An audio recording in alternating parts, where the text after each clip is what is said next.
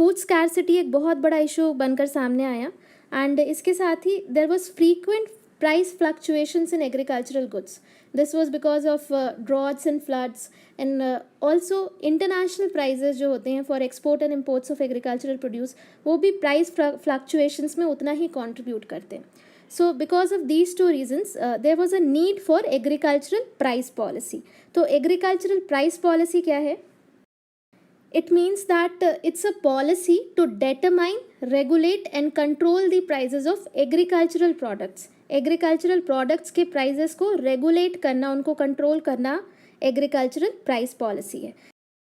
ये agricultural price जो है, this has a significant impact both on consumers as well as on producers. तो हमारी एग्रीकल्चरल प्राइस पॉलिसी का ये ऑब्जेक्टिव है कि both consumers and producers they should be benefited from it. Consumption side को देखते हैं पहले. There should be self sufficiency and food security. तो ये दो इम्पॉर्टेंट एग्रीकल्चरल प्राइस पॉलिसी के गोल्स हैं. दैट रीजनेबल रेट्स पे food should be available to public through PDS, that is public distribution system, and also there is a need for maintenance of buffer stock को maintain किया जा सके so that किसी भी emergency condition में food supplies can be maintained. Production side में आते हैं, दैट इज़ फार्मर के पॉइंट ऑफ व्यू से देखते हैं. तो एग्रीकल्चरल प्राइस पॉलिसी का गोल है दैट फार्मर्स को एक प्राइस सपोर्ट मैकेनिज्म प्रोवाइड किया जाए through MSP, that is minimum support price के थ्रू उनको एक गारंटी दी जा सके कि उन्हें एक मिनिमम फेयर प्राइस तो मिलेगा ही मिलेगा. And secondly, agricultural price policy का एक और मेजर गोल है कि अगर हम एक रेम्यूनरेटिव प्राइजेस सेट करते हैं for agricultural produce, then farmers will be motivated to invest more with upgraded technology, and so अगर investment बढ़ेगा तो production भी बढ़ेगा in agricultural sector. इसके अलावा price policy also sees that ऐसे प्राइजेस सेट किए जा सकें सो दैट एक optimal mix of crops can be achieved in the economy. Next, we will see the policy tools or the instruments to achieve the objectives of agricultural price policy. तो सबसे पहले तो we should know that agricultural price, or for that matter any price, कोई भी price in a free market, it is determined by the forces of demand and supply. किसी भी good का demand कितना है, उसकी सप्लाई कितनी है, जहाँ ये दोनों फैक्टर्स बैलेंस होते हैं वहाँ price, actual price, market price determine होता है. अब अगर किसी गुड के लिए demand is very high in the market and supply comparatively बहुत कम है, यानी बहुत सारे लोग एक पर्टिकुलर गुड को ख़रीदने के लिए रेडी हैं लेकिन मार्केट में उसकी अवेलेबिलिटी बहुत कम है, तो इस केस में जो प्राइजेज़ हैं that prices would increase, price increase हो जाएंगी because consumers are ready to buy the scarce goods. And opposite case में क्या होता है, अगर जो डिमांड है वो कम है और सप्लाई बहुत ज़्यादा है, प्रोडक्शन अच्छा हो रहा है, बहुत ज़्यादा सप्लाई हो गई है मार्केट में, ख़रीदने वाले लोग कम हैं, तो बेचने वाले क्या करेंगे, दे वो डिक्रीज दी प्राइजेस, प्राइस को वो कम करना शुरू करेंगे कि भाई हमारी चीज़ें सेल ऑफ हो जाएं. तो ये जो forces of demand and supply है, it determines the actual prices in the market. Price क्या होगा, it is determined by this. Now agricultural price policy का गोल है कि जो प्राइजेज हैं मार्केट में एग्रीकल्चरल गुड्स की, उसमें एक स्टेबिलिटी बनी रहे, वॉलेटाइल ना हो prices. And for that there are two basic tools. The first one is buffer stock and public distribution system. तो अगर मार्केट में एग्रीकल्चरल गुड्स की प्राइसेस बहुत ज़्यादा बढ़ गई हैं, बहुत इंक्रीज हो गई हैं, तो government can release their stock from the buffer stock in the market to stabilise the prices of agricultural produce. And also through PDS, that is public distribution के थ्रू वो जो weaker sections of the society है उनको food commodities एक reasonable rate पे provide कर सकती हैं. सेकंड केस में मान लीजिए कि अगर मार्केट में एग्रीकल्चरल प्रोड्यूस की प्राइसेस बहुत ज़्यादा कम हो गई हैं, डिक्रीज़ हो गई हैं, तो जो हमारे फार्मर्स हैं जो प्रोड्यूस कर रहे हैं उनको एक फेयर प्राइस मिल सके, इसके लिए we have minimum support price. And will see जो भी टूल्स हैं, प्रोक्योरमेंट प्राइस क्या है, ये सारी चीज़ों को will see it in detail now. Minimum support price or MSP is defined as the guarantee price for the produce from the government against excessive fall in the market price. तो एक guarantee है government की तरफ से to the farmers that even in case कि market की prices जो है, मार्केट प्राइस एक पर्टिकुलर एग्रीकल्चरल कमोडिटी का अगर बहुत ज़्यादा नीचे चला भी जाता है, तो even in that case government is ready to buy the produce from the farmers at a minimum support price. Let's suppose एक फार्मर ने डिसाइड किया कि भाई पल्सेस ग्रो करते हैं अपने फार्म में, एंड आज करंट मार्केट प्राइस पल्सेस का 120 रुपीज़ पर केजी है, तो उसको ये प्रॉफिटेबल लग रहा है, and so he has decided to produce pulses. Now by the time his crop is ready, his produce is ready, तो पल्सेस की market price let's suppose 60 rupees per KG हो गए. तो यहाँ तो फार्मर को ह्यूज लॉस बियर करना पड़ेगा. नाउ इस केस में क्या है, गवर्नमेंट पहले से ही एक मिनिमम सपोर्ट प्राइस और we can say MSP announce करके रखती है for a number of agricultural commodities. Let's suppose यहाँ पे गवर्नमेंट ने एमएसपी फॉर पल्सेस पहले से ही 100 रुपीज़ पर केजी अनाउंस करके रखा है कि भाई प्राइजेस भले ही नीचे गिर जाएं but government would buy pulses from the farmer at 100 rupees per KG. तो फार्मर को ज़्यादा लॉस बियर नहीं करना पड़ेगा. Government is providing a minimum support prices to the farmers. So this is MSP. MSP it acts as an insurance for the farmers. That is अगर market price बहुत decrease हो गई है तो farmers can sell their produce to the government at MSP. But farmers किसी compulsion के अंदर नहीं है that they have to sell their produce to the government only. Government को वो कैसे सेल करते हैं, through FCI that is food corporation of India के through, and different government agencies हैं जिसके थ्रू वो अपना प्रोड्यूस गवर्नमेंट को सेल ऑफ कर सकते हैं. बट इन केस अगर फार्मर्स को मार्केट में अच्छा प्राइस मिल रहा हो, अच्छे दाम मिल रहे हो जो मिनिमम सपोर्ट प्राइस से ज़्यादा हैं, then farmers are free to sell their produce in the open market. Open market में फार्मर्स अपने प्रोड्यूस को बेच सकते हैं. But in case if the market prices are too low, अगर मार्केट प्राइस बहुत ही ज़्यादा कम है तो फार्मर्स को डिस्ट्रेस सेल से बचाता है एमएसपी, बिकॉज एमएसपी एक मिनिमम सपोर्ट प्राइस गारंटी कर रहा है. देन गवर्नमेंट का एम है that through MSP minimum support price के through government can buy food grains for PDS, public distribution system के लिए government buys food grain from the farmers. तो इसके साथ गवर्नमेंट का एक और ऑब्जेक्टिव भी एमएसपी के थ्रू पूरा होता है. And also through MSP government gives incentives to produce a particular crop. अगर गवर्नमेंट किसी पर्टिकुलर क्रॉप का मिनिमम सपोर्ट प्राइस अच्छा देती है, मान लीजिए अच्छा अनाउंस करती है कि भाई इस पर्टिकुलर क्रॉप के लिए हम मिनिमम सपोर्ट प्राइस काफ़ी हाई रखा है, then farmers would be motivated to produce that particular crop. तो एक तरह से गवर्नमेंट अपने हिसाब से फार्मर्स को मोटिवेट करती है that what crop they should produce. For example in recent years there were huge shortage of pulses and oil seeds in our economy, and so we had to import huge quantities of pulses as well as oil seeds, जिसकी वजह से हमारा inflation भी काफ़ी बढ़ गया था. And that's why 2016 में जब गवर्नमेंट ने एमएसपी अनाउंस किया तो पल्सेस एंड ऑयल सीड्स के लिए एमएसपी बाकी साल से ज़्यादा अनाउंस किया, so that farmers would be more motivated to produce these crops, and we do not need to import these commodities from abroad, and also our inflation can be controlled. Different agricultural commodities के लिए minimum support price क्या होना चाहिए? This is recommended by the CACP, Commission on Agricultural Costs and Prices. This is very important, and on the basis of the recommendations of CACP, Government of India it announces the minimum support price. Government of India precisely saying CCEA, that is Cabinet Committee on Economic Affairs, this makes the announcement. ये यहाँ decision लिया जाता है and government makes the announcement for the MSP. तो examination में ये बहुत ही frequent question है कि MSP is recommended by whom, this is announced by whom. There are different kharif and rabi crops जिसके लिए MSP announce होती है. तो total there are around 26 agricultural commodities जिसके लिए एमएसपी प्रेजेंटली अनाउंस होती है. खारिफ क्रॉप्स में पैडी है, jowar, bajra, maize, ragi, different kinds of dal like arhar dal, moong, urad, then cotton, groundnut in shell, sunflower seed, soybean, sesame, इनके लिए MSP अनाउंस होता है. In rabi crops we have wheat, barley, gram, masoor, mustard, jute, copra etcetera. तो different commodities के लिए different MSP government announce करती है before the sowing season for each of these crops.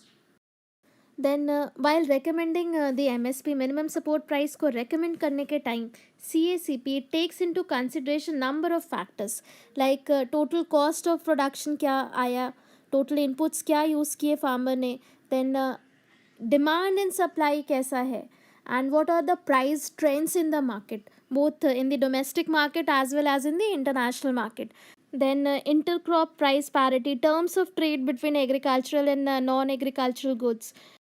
इसके अलावा एक रीजनेबल प्रॉफिट मार्जिन क्या होना चाहिए फार्मर्स के लिए. तो इन सभी फैक्टर्स को कंसिडर करके CACP makes the recommendation for minimum support prices for different agricultural goods to the government. Next procurement price को देख. तो गवर्नमेंट एक्चुअली किस प्राइस पे फार्मर से एग्रीकल्चरल प्रोड्यूस को बाई करती है, that is known as procurement price. It is defined as the price at which the government buys from the farmer and this is announced after the harvest. MSP हमारा sowing के time में जब crops को लगा रहे होते तभी announce किया जाता है and procurement price is announced after the harvest and it is higher than the MSP. We'll see another term, FRP, that is fair and remunerative price. FRP is the minimum price that sugar mills they have to pay to the farmers. Sugar industry बहुत ही important agro based industry है in India and so FRP is a very important and relevant term here. So FRP का भी recommendation is given by CACP, that is commission for agricultural costs and prices, and this is given after consulting state governments and association of sugar industry, and the final decision is taken by the cabinet committee on economic affairs, that is CCEA, and this is announced by the central government. 2009 से FRP is being announced. इसके पहले there was the concept of SMP, that is statutory minimum price for sugarcane farmers. Next we'll see buffer stock and public distribution system. Buffer stock operations, they are a very important instrument of agricultural price policy in India. Agricultural prices की stability के लिए एक बहुत ही important integral component है. Under this buffer stock policy, the government builds up the stock of agricultural commodities. They either buy it from the domestic market or they acquire it through imports. And then they release these stocks of agricultural commodities when the prices are rising. जब agricultural commodities की prices बहुत high हो जाए, agricultural commodities की scarcity हो market में, then they release these stocks to maintain the price stability in the economy. These stocks are also used in emergency situations like drought, crop failure, floods, or crop damages, or any other calamities to prevent sharp rise in the market prices of the agricultural commodities. And इसके साथ we have public distribution system also. तो buffer stock में जो भी food commodities होती हैं उसको weaker section of the societies तक पहुंचाया जाता है थ्रू पब्लिक डिस्ट्रीब्यूशन सिस्टम. जो भी बेनिफिशियरीज होते हैं उनको through PDS foods subsidised rate पे गवर्नमेंट पहुंचाती है through fair price shop. This is known as public distribution system. And FCI, that is food corporation of India, it is the sole repository of the food grains reserve for the PDS के लिए जो भी food grains government procure करती है, acquire करती है, उनको FCI के पास रखा जाता है and FCI then releases it to the fair price shops. इससे रिलेटेड एक टर्म है issue price. Issue price is defined as the price at which the government supplies produce to the fair price shops and ration depots. So government PDS के through जब food commodities supply करती है, then FCI it releases the produce to the fair price shops at the issue price. जिस price पे FCI food को public distribution system के लिए release करती है, that is known as issue price. And the difference between the MSP and the issue price is subsidy. मान लीजिए government ने एमएसपी यानी फार्मर को 100 रुपीज़ दिया for a commodity, and issue price जो वो है दैट इज़ जिस प्राइस पे FCI गुड्स सेल ऑफ कर रही हैं to the fair price shop, if it is at the ₹50, then ये जो 50 रुपये का डिफरेंस है इन दोनों के बीच में, this is the subsidy that the government is providing to the beneficiaries of the PDS. तो उनको ये 50 रुपये जो बीच का डिफरेंस है जो गवर्नमेंट खुद भर रही है, this is the subsidy that the government provides. We'll now see the institution related to agricultural price policy, CACP, that is Commission for Agricultural Costs and Prices. Initially, this was known as Agricultural Price Commission, which was formed in 1965. And the objective was to evolve a balanced and integrated structure for the agricultural price policy so that it meets the overall needs of the economy, and both producers and consumers should be benefited from it. Then 1985 में this was renamed as Commission for Agricultural Costs and Prices, and the primary purpose was for advising government on agricultural pricing policy. तो इसके जो main functions हैं, that includes assuring reasonable produce price to the farmers. Farmers को एक remunerative price दिया जा सके, उसका एश्योरेंस देना, उसका रिकमेंडेशन करना, इसका काम है CACP का. And by assuring a minimum support price to the farmers, CACP is also providing incentives to the producers for adopting improved technology for farming, and so they are promoting investment in farm enterprises. Apart from the pricing policy, the CACP also suggests non-pricing measures. Non-pricing measures like credit policy for the farmers, crop and income insurance schemes for them. Then from time to time they also take up different studies with respect to different crops as may be prescribed by the central government to them. And apart from them, they also advise on any problems relating to agricultural prices and other production that may be referred to it by the government. And overall, they try to effectively integrate and recommend non-price measures with price recommendations, and they ensure that the agriculture sector remains competitive in nature. Next, we'll see Food Corporation of India or FCI. FCI is the designated central nodal agency for price support operations of cereals, pulses and oilseeds. Please note here that for the price support operations of cotton के लिए we have another organization known as Cotton Corporation of India, CCI, and Food Corporation of India is for cereals, pulses and oilseeds. So this was set up in 1964. Major objectives क्या है FCI का? First is to provide remunerative prices to the farmers, then to make food grains available to the vulnerable sections of the society at a affordable price or at a reasonable price, and maintain buffer food stock as a measure of food security, and intervene in the market for price stabilization. So these are the basic objectives of FCI. Apart from them, storage of food grains एक बहुत ही important function है FCI का, and it has the responsibility of storing huge inventory of food grains over a significant period of time.